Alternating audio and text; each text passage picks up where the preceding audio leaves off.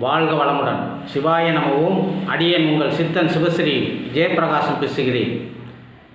நவ கிரகங்களில் சுபகிரகமாக இருக்கக்கூடிய குரு பகவான் 12 ராசிகளில் மிதுன ராசியில் இருந்து கடக ராசிக்கு பெயர்ச்சி அடைந்து அங்கிருந்து சிம்ம ராசிக்கு அதிசாரமாக பெயர்ச்சி அடைந்து மீண்டும் வக்ரகதியில் கடக ராசியிலே வந்து உட்கார்றார். இப்போ இந்த கடகராசி என்பது குருவுக்கு உச்ச வீடு. இப்போ இந்த கடகராசியில் குரு உச்சமடையும் பொழுது 12 ராசிகளில் காலபுருஷ தத்துவப்படி 10ஆம் வீடாக இருக்கக்கூடிய சனி பகவானின் மகர ராசிக்கு எப்படி இருக்கும் அப்படிங்கிறத பற்றி தான் இந்த பதிவு. பொதுவாக இந்த 12 ராசிகள்லேயே மிகவும் அதிர்ஷ்டகரமான ஒரு யோகத்தை பெறக்கூடிய, அதாவது குருவால் மிகப்பெரிய ஒரு யோகத்தை பெறக்கூடிய ராசி எது அப்படின்னா இந்த மகர ராசி தான். ஏன்னா இந்த குரு பகவான் உச்சம் பெற்று நேரடியாக நேர் பார்வையாக இந்த மகர ராசியை பார்க்குறார். அப்போ பார்த்தீங்க அப்படின்னா தொழில் வளர்ச்சி உண்டு.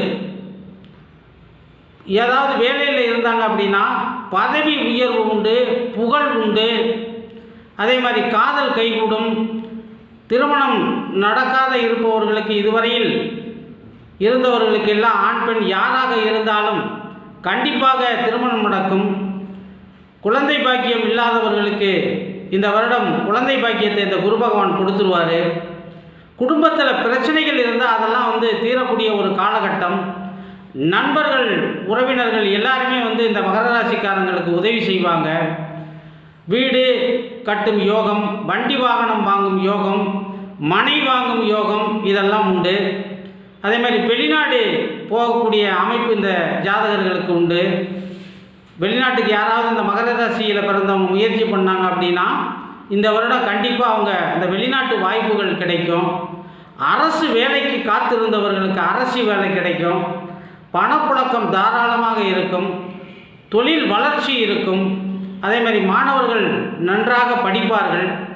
பெண்கள் வந்து பல வழியிலையும் முன்னேறக்கூடிய ஒரு காலகட்டம் அப்படின்னு சொல்லலாம். அப்போ பல வழியிலையும் நன்மை கிடைக்கக்கூடிய ஒரு ராசி. அதாவது வாழ்க்கை துணை, குடும்ப உறவுகள், நண்பர்கள் இவர்கள் கருத்து வேற்றுமை இருந்திருந்தால் அதெல்லாம் வந்து இப்போ இவங்க எல்லாம் ஒன்று கூடுவாங்க. சகோதர வழிகள், பங்கும் பங்காளிகள், குலதெய்வ அனுகிரகம் எல்லாமே நல்ல முறையில் கிடைக்கும். மேலும் உங்களுக்கு இந்த குருவால் நன்மை ஏற்படணும் அப்படின்னா வியாழக்கிழமை தோறும் நவகிரகங்களில் இருக்கக்கூடிய குரு பகவானையும் தென்முக கடவுளான தட்சிணாமூர்த்தியையும் வழிபாடு செஞ்சீங்க அப்படின்னா மிகப்பெரிய ஒரு ஏற்றம் இந்த மகர ராசிக்கு உண்டு.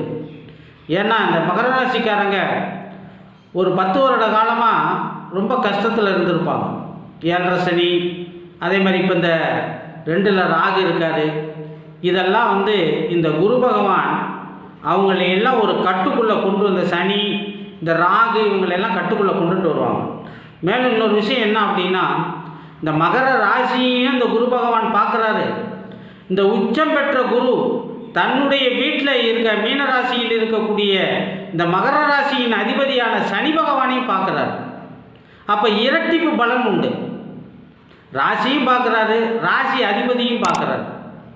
அதே மாதிரி பார்த்திங்கன்னா இந்த மகர ராசிக்கு 11ஆம் இடத்தையும் லாபஸ்தானத்தையும் இந்த குரு பகவான் பார்க்குறாரு. அப்போ தொழிலில் பல வகையில் லாபம் கிடைக்கும். வாழ்க வளமுடன். எல்லாம் நிறைவாகட்டும். சகல ஐஸ்வர்யங்களும் உங்களுக்கு கிடைக்கட்டும். என்னுடைய வீடியோ உங்களுக்கு பிடிச்சிருந்தது அப்படின்னா லைக் பண்ணுங்கள், ஷேர் பண்ணுங்கள், கமெண்ட் பண்ணுங்கள். மறக்காமல் சிவஸ்ரீ பாலா அப்படிங்கிற என்னுடைய யூடியூப் சேனலை சப்ஸ்கிரைப் பண்ணுங்கள். பக்கத்தில் இருக்க பெல் பட்டனை மறக்காமல் அழுத்துங்க. வாழ்க வளமுடன். ஓம் நற்பவி.